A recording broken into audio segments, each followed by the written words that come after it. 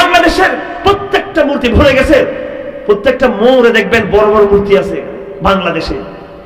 যেই দেশে লক্ষ লক্ষ হাজি আছে, লাখ লাখ হাজি যারা কাবা শরীফের সামনে দাঁড়িয়েছেন, এই কাবা শরীফের কার প্রতীক, কার চিহ্ন? এই কাবা শরীফ ইব্রাহিমের প্রতীক, তিনি এই কাবা শরীফ নির্মাণ করেছিলেন। যেই সমাজে সালাত থাকবে, যেই সমাজে হজ থাকবে, সেই সমাজে মূর্তি থাকতে, এই মূর্তি ইনশাআল্লাহ আজিজ ইতিহাসের কোনে উপযুক্ত সময়ে সমস্ত মূর্তি গুলিয়ে দেওয়া হবে ইনশাআল্লাহ আজিজ। ইব্রাহিমের সন্তান যদি হয়ে থাকি আমরা, অবশ্যই আমাদের দায়িত্ব হচ্ছে মূর্তিকে বিদায় করা, কথা ঠিক কিনা?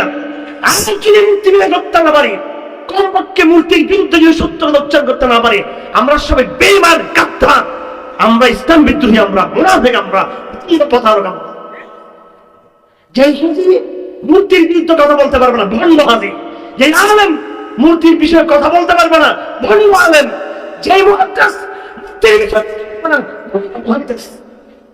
আজ শুধু মূর্তি আপনার এই শুধু বিভিন্ন এই মোড়ে মোড়ে নয়, এই মূর্তি আমাদের কাছের পাতায় পাতায় মূর্তি সংযুক্ত করা হয়েছে। এই সম্পর্কে কথা বলতে হবে না? কিসের আপনি হাদিস পড়াচ্ছেন 40 বছর, আপনি 40 বছর হাদিস পড়াচ্ছেন এবং গর্ব করে যে আমরা 10 বার উমরা করছি, আমরা 20 বার হজ করছি, অহংকার করেন। কিন্তু আফসোস, এই দেশে কেমনে আবার সিলেবাসে মূর্তি থাকতে পারে? এই দেশে রবীন্দ্রনাথের নামে, এই নামে, সেই নামে, এরপরে ওই যে লালন ফকিরের নামে কিভাবে থাকতে পারে? 21শে বইমেলা হয়েছে কিছুদিন আগে, এটা বইমেলা মূর্তি মেলা, এগুলো এখানে ভালো মানুষ সব বদল করে যেতে পারে না। সেই বাংলা একাডেমির নাম যদি বলতে চাই, বাংলা একাডেমির দেওয়ালে লেখা আছে, কি লেখা আছে? যে মুসলমান, হিন্দু, বৌদ্ধ, খ্রিস্টান এগুলো আমাদের পরিচয় না, এটা আমাদের কি হয়? পরিচয় না। নাউজুবিল্লাহ বলি আমরা একটু, ওখানে কি লেখা আছে? এই বাংলা একাডেমি কার ভাষা? বাংলা ভাষা। এটা কি হিন্দুদের ভাষা নাকি মুসলমানদের ভাষা? বাংলা ভাষায় বেশিরভাগ মুসলমান কথা বলে, হিন্দু কথা বলে, খ্রিস্টান বেশি কথা বলে নাকি মুসলমান বেশি কথা বলে? একজন কবি বলেছেন, ও আমার বাংলা ভাষা মাতৃভাষা, খোদার সেরা দান, অনাদৃত একটা যখন গভীর বেদা ছিলে মগন, নীল তোমায় বক্ষে তখন লক্ষ মুসলমান, লক্ষ কোটি মুসলমানের ভাষা বাংলা ভাষা। বাদ দিলাম মুসলমানদের ভাষা, পৃথিবীতে Bangla, Sindhi, Hindi, Urdu, Gujarati, France, Germany, Italy, Chinese, Burmese যত ভাষা হয়েছে, এই ভাষাগুলো কি মানুষ সৃষ্টি করেছে নাকি আল্লাহ পাক সৃষ্টি করেছেন? না। কে সৃষ্টি করেছেন? আল্লাহ।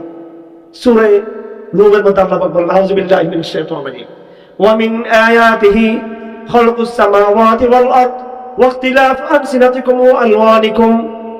আল্লাহর ক্ষমতার নিদর্শন হলো তিনি আসমান সৃষ্টি করেছেন, জমিন তিনি সৃষ্টি করেছেন, এবং মানুষকে তিনি কি করেছেন? তিনি ভিন্ন ভিন্ন চেহারা দিয়েছেন মানুষকে, মানুষের চেহারা ভিন্ন ভিন্ন, এবং ও আলওয়া ও আলসিনাতিকুম ইখতিলাফ আলসিনাতিকুম ওয়া আলওয়ানিকুম, মানুষের ভাষা ভিন্ন ভিন্ন। ঢাকার ভাষা একরকম, ভৈরবের ভাষা আরেক রকম, কথা ঠিক কিনা? ভৈরবের ভাষার সাথে ব্রাহ্মণবাড়িয়ার পাশাপাশি হলেও কিন্তু আবার কথা বেশ কম। ব্রাহ্মণবাড়িয়ার সাথে আবার কুমিল্লার ভাষার বেশ কম, কুমিল্লার সাথে নোয়াখালীর ভাষার বেশ কম, নোয়াখালীর সাথে আবার চট্টগ্রাম ভাষার বেশ কম। চট্টগ্রামে আবার একটা নদী আছে কর্ণফুলী, কর্ণফুলী নদীর এপারের চট্টগ্রামের ভাষা, কর্ণফুলী নদীর ওপারের চট্টগ্রাম ভাষা, দুইটা সুর ভিন্ন রকম। আবার সিলেটের কোনো মেয়ের সাথে অথবা ছেলের সাথে, চট্টগ্রাম ছেলের যদি ছেলে বা মেয়ের সাথে বিয়ে হলে, বিয়েতে একদিনও টিকবে না, কারণ ও যেটা প্রশংসা করবে ও সেটাকে গালি মনে করবে, এই যেটাকে গালি মনে করবে সেটাকে প্রশংসা মনে করবে, বিয়ে 24 ঘন্টা দেখে যাবে। এটা আল্লাহ পাকের নিদর্শন, কথা ঠিক কিনা? আমরা হইলাম নির্লজ্জ বাঙালি। আপনি জার্মানিতে যান, জার্মানরা গৌরব করে নিজের ভাষায় কথা বলতে, ইংরেজি ভাষা পাত্তা দেয়। ফ্রান্সে যান, ফরাসিরা ফরাসি ভাষায় কথা বলে, এরা ইংরেজি ভাষা জানে না। আমি টার্কিশদের সাথে, ফরাসিদের সাথে এবং পৃথিবীর বিভিন্ন এদের সাথে আমাদের ডেলিগেটদের সাথে কথা হয়, ফরাসিরা ফরাসি ভাষায় কথা বলে, খুব কম লোক ইংরেজি ভাষা তারা চর্চা করে। এবং এইভাবে টার্কিশরাও বেশি তাদের টার্কিশ ভাষাকে তারা প্রমোট করে। আর নির্লজ্জ বাঙালি মনে করে আমি যতক্ষণ ইংরেজিতে টুসটাস করতে পারি নাই আমি ভদ্র না। এমনি বড় হয়ে গেছে পেট ফুলে, পেট আপনি দেখবেন আমাদের দেশের ভদ্রলোকদের পেটের ফুলে, কিন্তু ইংরেজরা তো স্লিম স্মার্ট, ঠিক কিনা? সুবিধা তখন ইংরেজি দিতে পারে নাই, হ্যাঁ ঠিক কিনা? তো এখানকার শিক্ষিত লোকদের এগুলো জানা আছে আমাদের। ভাষা বললে কি শিক্ষিত হয়ে যাবো নাকি? হ্যাঁ, পেট মোটা কেন? পেটে চর্বি বেড়ে গেল। ইংরেজের পেটে তো চর্বি নেই। ইংরেজের 70-80 বছর 90 বছর ইংরেজি বুঝাও যায় তার বয়স কত, ঠিক আছে? এদের ফুড কালচার, খাদ্য কালচার সব তো ভিন্ন। বরং এদের জীবনী খাদ্য সবাই শূন্যত ফলো করে না। আমাদের দেশের শিক্ষিত ভাইয়েরা রাগ করিয়েন না, ব্রাশ করে ঘুমতে ঘটার পরে, ব্রাশকে ঘুমতে ঘটার পর ব্রাশ করে, রাত্রে খাওয়ার পরে করে ব্রাশ। যাই হোক, এগুলো আমাদেরকে বলে লাভ নাই, কারণ আমি পারিবারিকভাবে আগে 14 গোষ্ঠী দেখে এসেছি। আমি এদের ডাইনে বামে সবাই চিনি। এদেরকে এদের খারাপ গুলো নিয়ে আমরা ভদ্র সেজেছি বাংলাদেশে। কয়েকদিন আগে দেখতেছিলাম, গতকালকে বাংলাদেশে ধান নিয়ে গবেষণা করতে, ধান নিয়ে গবেষক, এদেরকে বিজ্ঞানী বলো না, ধান নিয়ে উপন্যাস লিখতে, তাকে বুদ্ধিজীবী। ধানের উপরে উপন্যাস লিখছে, ধানের উপরে কবিতা লিখছে, 21শে বই মেলায় বুদ্ধিজীবী হিসেবে, সাহিত্যিক হিসেবে তাকে দেখা যাবে। আর যারা গবেষণা করতেছে কৃষিবিদ, এই বাঙালি কৃষিবিদকে চিনে না, চিনে?